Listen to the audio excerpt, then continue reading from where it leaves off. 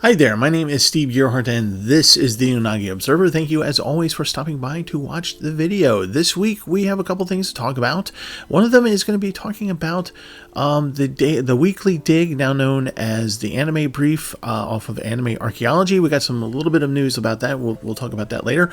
But we're going to talk about the second of 5 kaiju movies that I wanted to review this season, and that is Gamera-The Giant Monster. So let's go ahead and jump into it. Oh, and before we jump into Gamera-The Giant Monster, I think there's going to be a Genshin AMV at the end of this. Okay, so let's go ahead and talk about Gamera.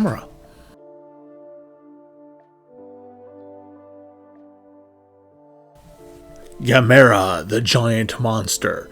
Okay, so this movie came out in 1965 and was supposed to be in direct competition to Toho's Godzilla. Godzilla has already started a franchise at this point, and so this Daiei Films Limited, they wanted to create their own kaiju to kind of compete and make money off of the Godzilla, of course, franchise.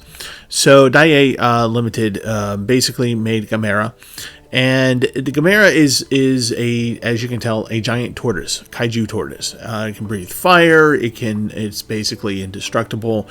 During the movie, it says, "Oh, so basically anything you throw out of it that causes energy, it's going to suck it in and make itself stronger." Great, nuclear weapons won't work. So anyway, they have to do a little trickery to get rid of Gamera. The Gamera, the kaiju itself, is kind of based on the Chinese tradition of the 4 guardians of the constellations. There's 4 guardians, one each direction: east, north, west, south. And Gamera is the guardian, or the turtle, the black turtle that Gamera is based off of, is the guardian of the north. So that's where you kind of get that. And in the beginning of the movie, Japanese explorers are in the Arctic Circle talking to a bunch of Eskimos, and they produce this rock and talking about Gamera, and shows constellations, and obviously they're in the Arctic, the north, so it kind of makes sense that's where Gamera is going to come from. Speaking of Gamera and the story of it, so like I said, a small group of Japanese explorers go to the Arctic, talk to the Eskimos. They're just trying to figure out the vast wilderness, Arctic wilderness, and try to explore it before World War III happens. They're all kind of convinced that any day now the World War III is going to start. And as they're sitting there talking to the Eskimos, and their ship is their icebreaker ship is trying to get to them, they look up in the sky and they see this squadron of black jets flying over. And then they kind of go, "Oh, I wonder what that's about." Cut away to an American station, I guess, and Air Force station. They launch some fighters. A little air battle ensues, and one of the bombers goes down. The black bombers goes down, and it apparently had a nuclear weapon on board because a nuclear mushroom cloud comes up. And that is how Gamera is freed from his icy prison, Arctic prison.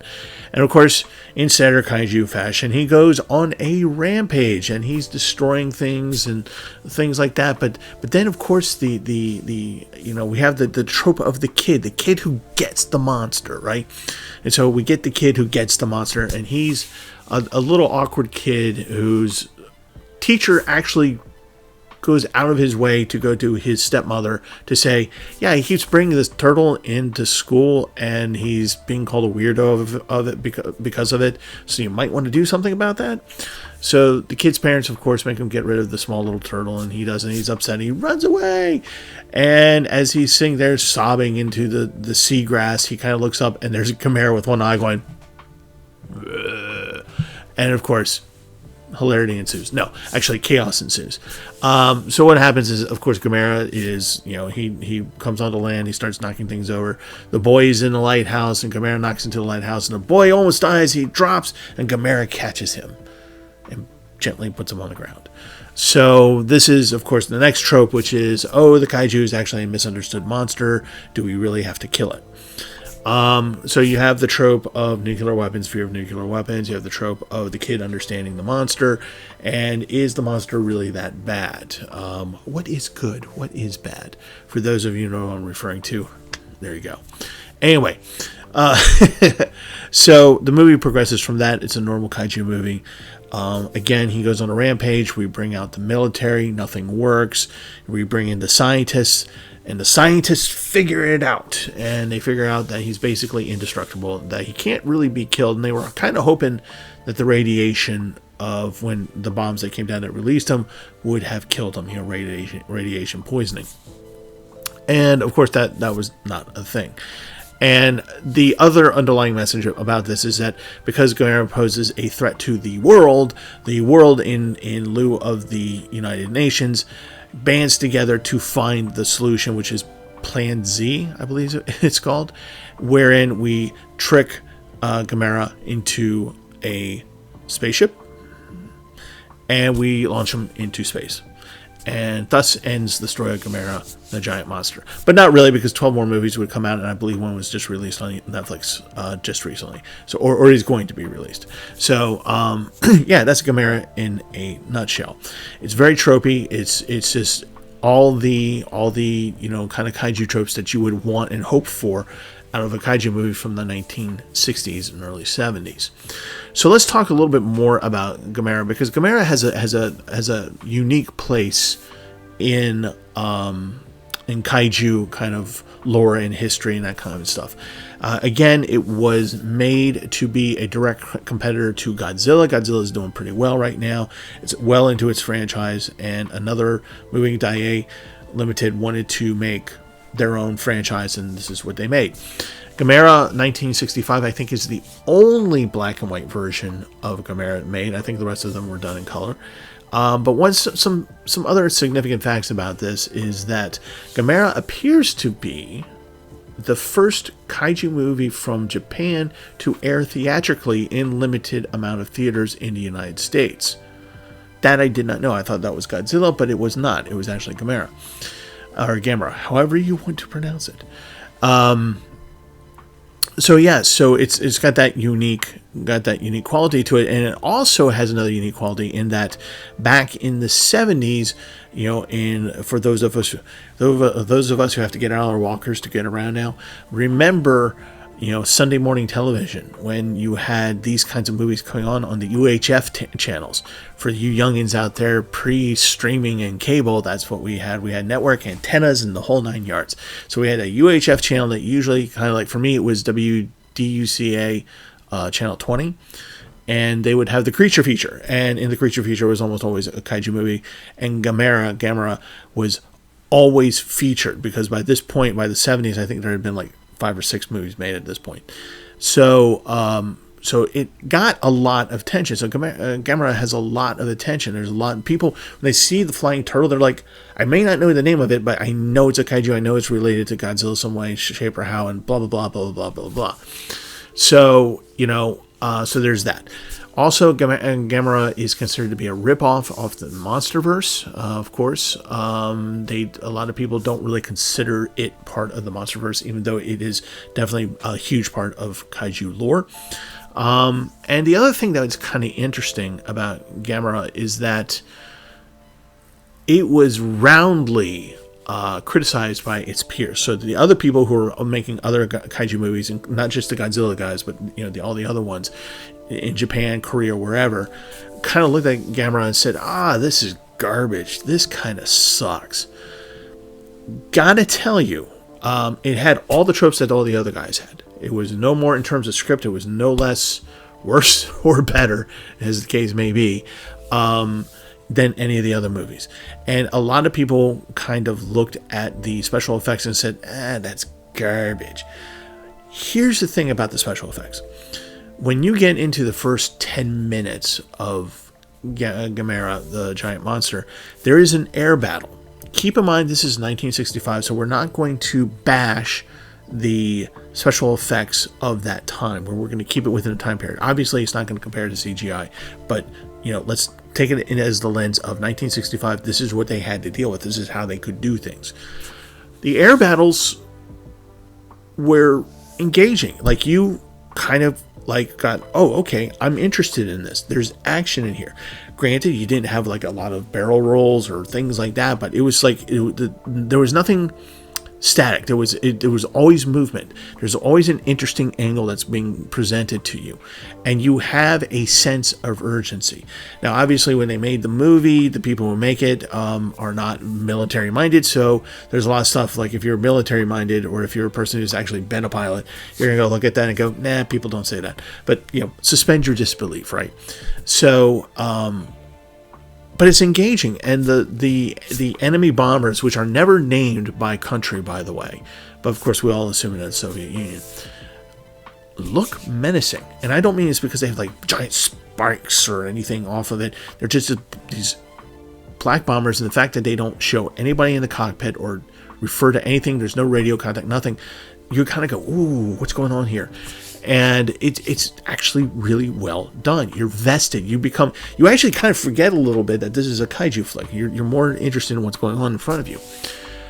In terms of the kaiju monster itself, okay, yeah, Gamera's head, the first Gamera, bodysuit, the head's a little floppy. But it does some interesting things, like they do reverse photography as he's sucking in energy. So like fire, he's instead of breathing out fire, he's breathing it in. It's kind of interesting. When he turns, withdraws within his shell and starts spinning, and there's fire that comes out, and he levitates and he spins off into space or whatever, or into the sky. That's not bad. I mean, it's again, we're talking 1965 special effects, but for that time period, not too shabby. And when they show the scenes of him flying across the sky as this disc, it's kind of impressive, actually. It's kind of worth noting. It's kind of like, that's new and unusual, and I don't think it looks clownish at all. So it's actually a lot better. It's a better crafted, well-made movie in those kinds of terms with 1965 special effects than you would be led to believe if you were just to read how other people felt about it at the time. So it's definitely worth watching. The action, it doesn't really slow down. It continues on its action. It's nonstop. It's just like a regular kaiju movie. You don't really have large periods of rest. You have like the few moments in the lab, and then they go off to see whether or not the experiment works. And then you have the kaiju rampage moments, those kinds of things. But it works in that type of movie, because in those types of movies, really what you're sitting down to see is something that's constantly moving, constantly catching your eyes, because kaiju movies are really made for younger people. We're talking teenagers.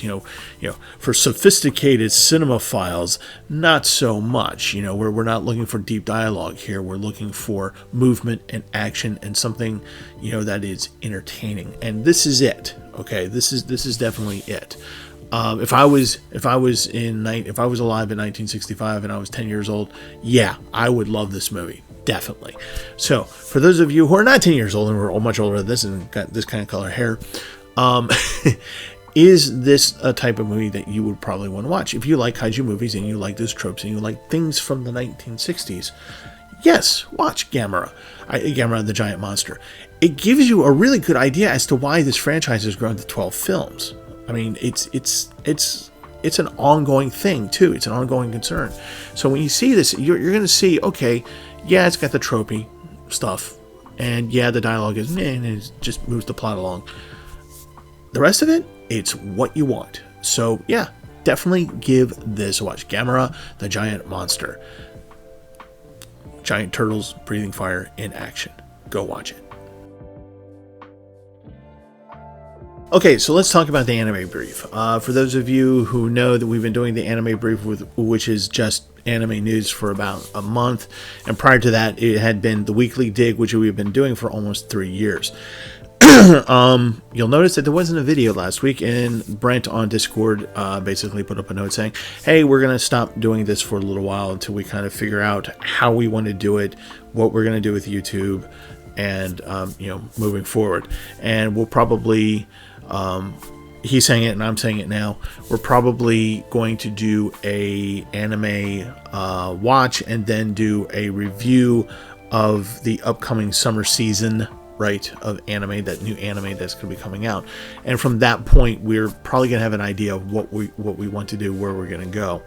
So until then, we're not going to have anything going on there. So, of course, this channel will still be going. So please keep on stopping by. But for the weekly dig or the anime brief, we're halting for the time being. There's a lot of moving parts to making a series like that. It's a little bit harder than what I do here. There's a lot of, like I said, a lot of moving parts, and some of the moving parts are very large and have become very difficult to work with, mainly meaning YouTube.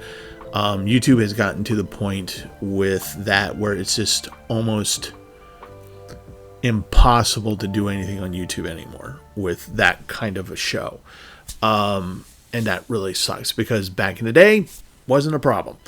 So between certain technical issues and the fact that YouTube has become very, very, very, very, very, very problematic to deal with in terms of not just the technology behind it, trying to do the things that we want to do on there, but also in terms of content, what we can show, what we can't show, which is becoming, we went from this, or, actually went from something like this back in 2005 to something like this large.